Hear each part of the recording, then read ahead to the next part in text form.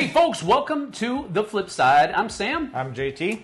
This is going to be our top 5 family games. You may have watched our bottom 5 over on the Dice Tower. Here, we saved the best. The best, hopefully. The best. Top 5, numbers 5 to 1, family games. As always, we like to share our weights of the games, not our personal weights. The average for my top 5 is a 1.97. I don't know how you did that and still got... Slightly higher.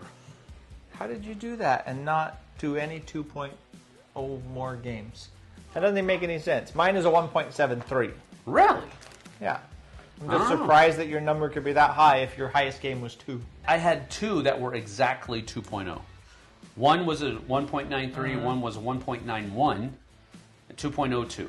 Those are the 5 that I have. And then in the bottom half was a 1.78. That was the average there. Had a 2.04, 1.86, 1.65, 1.66, 1.69.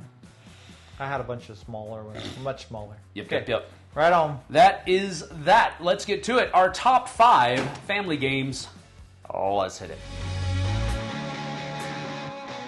This is the second of 3 Venture to Trade artwork games on my entire list of 10. So I thought we already had 4 on the last list, but go ahead. No, I didn't. He's joshing you. This one is called The Art Project. The ART Project. And it is only the second. Yeah, it's one of 2 cooperative games on my list. Usually I pick cooperative games for family games, but kind of shied away from this. But I did pick mildly competitive ones.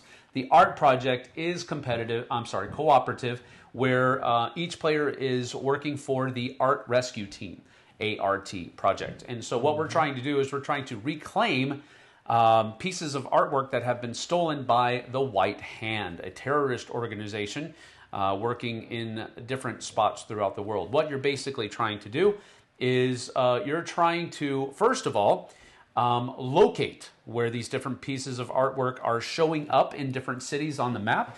Once that happens, you're going to want to go and get them. But the White Hand operatives are going to be getting in your way, and they're going to be you're going to have to basically fight through them. So there's a number of different things that you're going to be doing on your turn. Your cards that you're going to be having are multiple use. And this is one of the best games that I know of right now, at least, that have multi-use cards in them as far as how they use them. You're going to be, first of all, it's going to tell you what new resources you're going to be able to get by playing the card. It also tells you what resources you have to spend in order to play this card. And then it also is going to show you a couple of different things. It's going to show you where more White Hand agents are going to show up on the board. Then it's also going to show you some clues on where the next artwork piece is going to show up once that card is played and it hits your clue row. There's a lot of really cool things going on here. The one cool thing that I like about it is that it's super flexible as far as a cooperative game is concerned. There's no restrictive communication or anything like that. It's very flexible that way, and I really do enjoy it. The only thing that you can't really do is you can't show the card to somebody else. Sure. You can explain in detail what's on the card, but you just can't show it to them. So there's that restriction in communication, but I don't really call it that. I really enjoy this game. The fact that it's Vincent Dutrait's artwork just means that it pops more for me on the table than it does somebody else. I spent an entire weekend at Gen Con teaching this game, and I don't think I had one person say that they didn't enjoy it. So it's very popular. I really enjoy it. The Art Project, my number 5. Nice. You'll notice between the last list and this list, he picked games that are good for his family and older kids. Yeah. Mine are more for a wider variety of family, I suppose, because you wouldn't want to play your kids with that one. But I think, honestly, the reason they put in the can't show your card to somebody else, I really think that's just to kind of stop alpha gaming and try to get rid of, that's a great addition. Yeah. Stops alpha players in their tracks. Yep. All right. Well, my number 5 is a weight of 1.25, and this is great fun for the entire family. Checkers. This is called Draftosaurus. In Draftosaurus, you have a little board that follows all different kind of rules. You're trying to get sets of dinosaurs. You're trying to get different groups of dinosaurs. You're trying to get pairs of dinosaurs all in this little pens and location on your board. And to do that, there's a dice that's rolled by one player. You have a handful of dinosaurs that you're going to draft one dinosaur out of, and based on what the dice rolls, that's how you decide where you can put it. And then you're going to pass these dinosaurs around. You're literally drafting dinosaurs to put on your little board. This is a great game. It's got a couple different sides. It's got a couple expansions that widen it, that give it more options and things like that. But this is a fun game. It's quick, it's enjoyable, and it's easy to play multiple times in a row. It's just a cute little game. So. That's my number 5 is Draftosaurus. Very cool. Fun game. Again, a little bit of heavy fare, but really, golly, it's just a 2. It's just a 2.0, but this is another Vincent to Trade artwork. It's the last one, I think. Let me double check. Yep, last one. And it's called Aqua, Biodiversity in the Oceans. This is one that my family has really enjoyed. And again, it's as JT alluded to earlier. I did take the vantage point of, if I'm trying to get a game to play with my family, what am I going to pick? Sure. What am I going to pick? So my likes and dislikes gets put into that, and then what I think my family's going to like. Given, and again, they're teenagers, so they're very. I don't like anything. Yeah, they don't like anything. So. It can fluctuate, but generally speaking, these are the ones that I would pick. And Aqua, because of how much it pops, because of its theme of working with different animals in the ocean, building out your biodome, it's very Cascadia-esque as far as that's concerned, but it's underwater. There are differences, of course, but it's the same idea, but you're just doing it underwater, and you're building up your reef areas, and you're scoring different smaller animals, and then you're getting apex predators on top of them, and you're scoring them, and it's just a really neat, very procedural thing. But I really enjoy the gameplay of it, and it's worked very well in a family situation with me. Yep. So that is Aqua, my number 4. Nice. All right, my number 4. You feel like could be a little heavier fare, although it's not heavier fare. It's a 1.35, although I think that's a fairly light number for this, which kind of surprises me. It should be a little bit higher than that. But regardless, this is a great game with the family because it's very easy to do. It's called Seven Wonders Architects. Now this is, as far as Seven Wonders go, really? I prefer this one out of all of them. 3? Yeah, that 1.3 seems really, really low. Yeah, it does. But in Seven Wonders Architects, you're creating your little civilization. It's kind of cool because everybody gets their own little wonder of the world that you have to build. Yep. And there's different requirements to building those. But on your turn, you're either drafting a card that's between you and your left neighbor, or you and your right neighbor, or out of the center of the board, really. So you're picking from one of those 3 spots, and then you're adding it to your tableau. Some of them, there will be items for building. Some of them will be, science or money or whatever else. It's very simplistic. It is quite light. It's not that light, I don't think, but it's very easy to teach. Takes a few minutes to teach, and everybody enjoys building and trying to build up their structure, and whoever builds their structure first really is the one that's most likely going to win. But yeah, that's Seven Wonders Architects. It's a great little game. I don't think I've played this one. I've played all of the other Seven Wonders. I don't think I've played Architects. I think I taught this one to you. Really? Yeah, I think so. I don't recall. Yeah. I don't recall, but it's only been the once if it has been. Yeah, it might have only been the once, but I just like this one. It's very easy. It's very simple, but it's still enjoyable. That's cool. All right, my number 3 is a 1.93, and this is one that I just gave my base copy to JT because I got the Big Mama Jamma called Thunder Road Vendetta Maximum Chrome, baby. This is really, really a fun family game. It does not take a whole lot of... Unless you anger them all. Oh, of course. But see, that really just kind of adds to the theme at that point, because they're going to start, witness me, Start and fighting going at the dinner table. off. That's right. But that's one of the cool things about it. This is a game that I've said it before. You don't play it to win. You kind of play it just to see what happens. You want to win. You want to try to win. Sure. And if that opportunity presents itself, of course, you try to win. But sometimes winning might not just be in the cards. You might just be there to provide a show for the people watching. And that is fun to me. I don't necessarily always like to play games just to win. Sure. I want to play games for the experience, you know? And this is definitely one of those games. And that's one of the main reasons why it made this list, because everybody, when you're playing the game, aren't necessarily about the winning. They're about experiencing the game and how things go. And it's just a very fun, light, family weight game that almost anybody can play. Yep. It's a great one. So that's my number 3, Thunder Road Vendetta.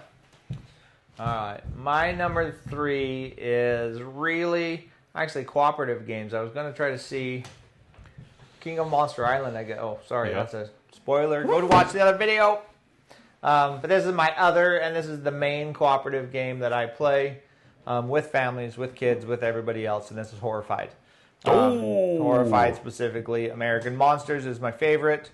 But all Horrifieds are great. It's great for the kids. You're trying to solve the puzzle on how to beat Dracula or the Mummy or Chupacabra or, the Banshee of the Wilds or chase down Bigfoot, whatever else. It's a very fun game to put in front of the family and try to figure out, you go pick up those tiles and go do that, and I'm going to pick up these 2 yellow things and go try to chase the vampire down with the garlic. Whatever else. It's just a very fun cooperative game. It's got a good table presence. It has a good...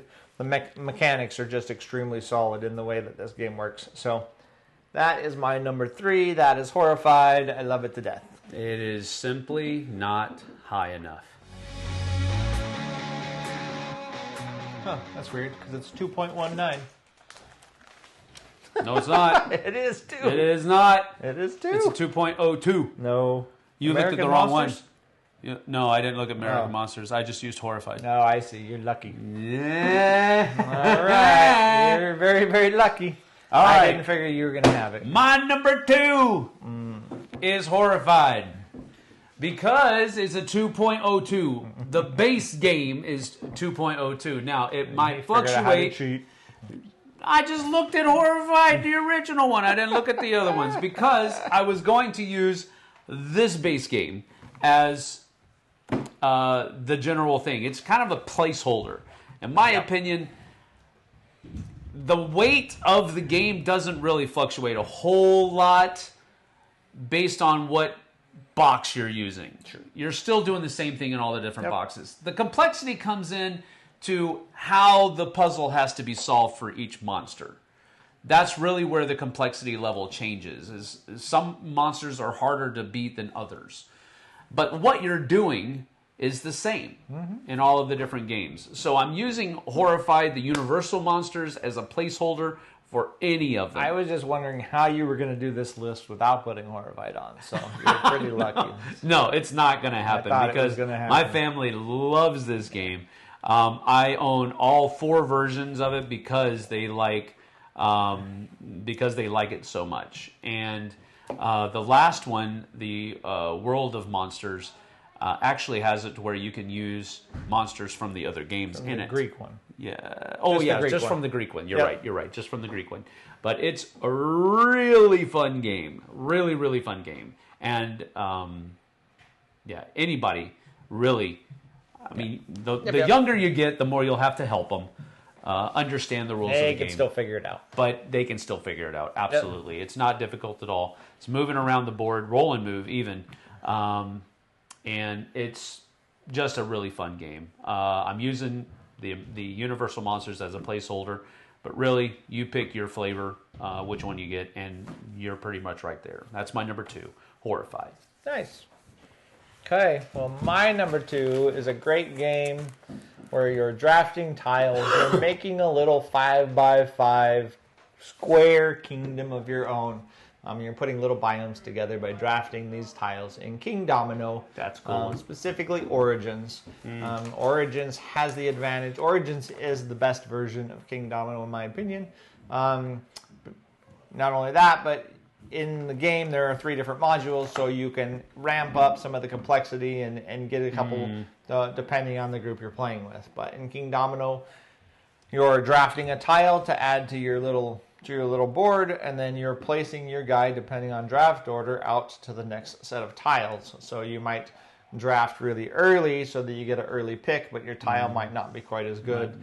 Or you could be stuck at the end picking last, but you got a tile that's really juicy. So, but in this game, you're trying to make this little 5x5 grid of these little basically domino type tiles that have biomes on both of them.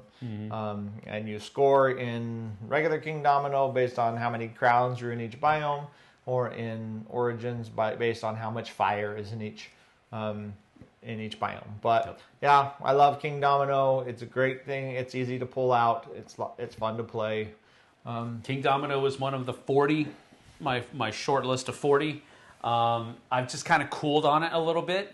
But I will say that this is another game that always goes to every single game night because it is super simple to teach, and people understand the idea of dominoes, which kind of gets you halfway there to teaching how the game plays.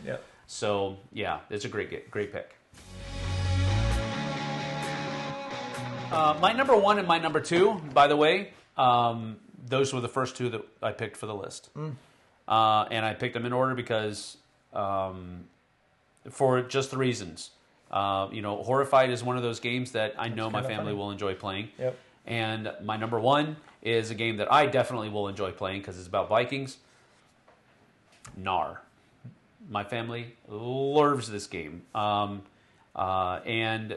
I'm pretty sure that I could get most of the people in my family to play this game at any point in time.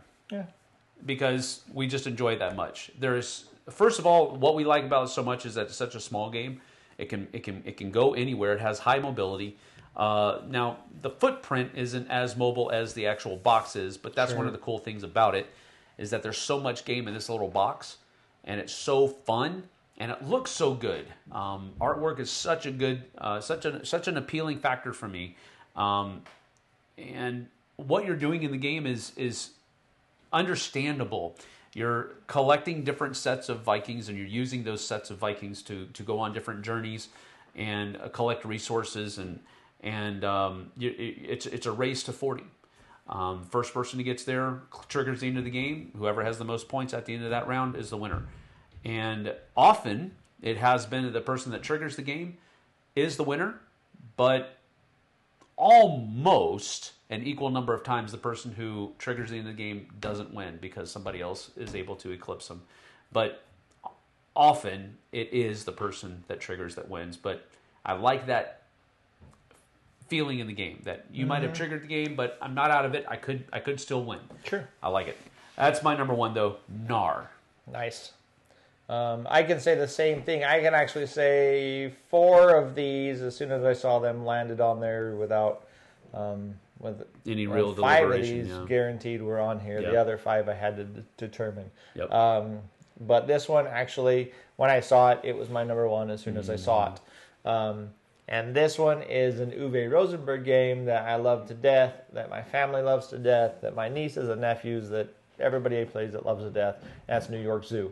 New York Zoo is such a great game. Like I'll go down. It doesn't matter. Anytime I go down to Utah to see the nieces and the nephews, they're like, "When are we playing New York Zoo?" Like it's the first thing on their minds. That's cool. New York Zoo, you have a little rondel basically that you're running this little elephant around, and you're either picking up a polyomino tile to go into your zoo, which you're putting different animals on. Each of the tiles is basically like a paddock or a pen. And then you're also picking up different kinds of animals, little foxes and flamingos and not muskrats. I don't remember what they're called, but they're the little like groundhog thingies. I don't know why I can't think of it. Kangaroos. But anyways, you're picking up and penguins. You're picking up all these different things, and once you get a couple of them in a pen, you know, you go past this little spot and all the penguins breed, and so you got to add another penguin to the pen. And then as your pens fill up, once a pen fills up, you take all of the animals out of the pen. You get to keep one in kind of like a little side enclosure, and then you get to pick up some kind of like attraction, like a carnival attraction. Could be a little roller coaster, could be, you know, a hot dog stand, all different polynomial shapes. But really, the whole point of the game is you need your hot dog stands. Up, yep. You need your hot dog stands. But whoever fills up their board first with all the polynomials and fills all of the tiles wins. That's all there is to it. You're winning by building out your board the quickest. First. So, yep, building pens, bringing in animals, not monsters, bringing in animals so they can fill up the pens so you can get these extra tiles and things like that. It's just a great game. It's easy to play with kids. They love all the little wooden animal meeples are fantastic. This is a fantastic family game, and it always hits the spot. That's a good one. That's a good one. So All that's right. my number one. That's a good one. That is our top 5 family games. You can go over to the Dice Tower and check out our bottom 5. That is to say numbers 10 through 6, just to get the full top 10. But this was our top 5. So let us know in the comments what you think. Let us know any games that you think we missed. I had 40 games and I own 38 of them. Any one of them could have made that list. Any one of them. Crossovers too. So yeah, only 2 crossovers. That's not bad at all. Yep. Some of the other games that I picked, just to let you know, you don't. The 2 games that I picked that I don't own is Clank in Space and Parks. Both of those are games that I don't own. Clank in Space, and I don't know that I'll ever buy it because I know you have it. Yeah. And we can call you over, but Parks, I might be picking that up because I don't think. Call either one of those a family game. No, I would. Stone I Age. don't like Parks. Parks is fine. Harmonies, Stone Age, King Domino, For Sale, Small World, Famecraft, King of Monster Island, Canvas, Trekking Through History, World Wonders, Jamaica, First Rat, Star Wars, The Clone Wars, Dice Town, Ghost Fighting Treasure Hunters. Have you ever played that? Has Hawken played it? I think so. Yeah. I think I've played it at least. That's a good one. Smash Up, Obscurio, New York 1901, Fireball Island, Curse of Volcar, Bonsai, Valbara, In the Footsteps of Darwin, Cities, Kohaku, That's his whole collection. Middle Ages, The Dwarf King, and Stranger Things, The Upside Down. That's the only one that was outside the top 3,000 on Board Game Geek. But and Heat Pedal to the Metal. That's another one that came up. But I really enjoy this category. Your definition of family games and my definition of family games are quite a bit different. Yeah, That's well, right. I mean, I think any of these games would fit well in a family that's open to learning how to play a game. There you go.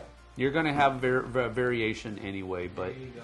that's just that. All right, we're out of here. Thanks for joining us. We'll see you guys and gals on the flip side. Take care. Have fun and play lots of games with your family. Absolutely.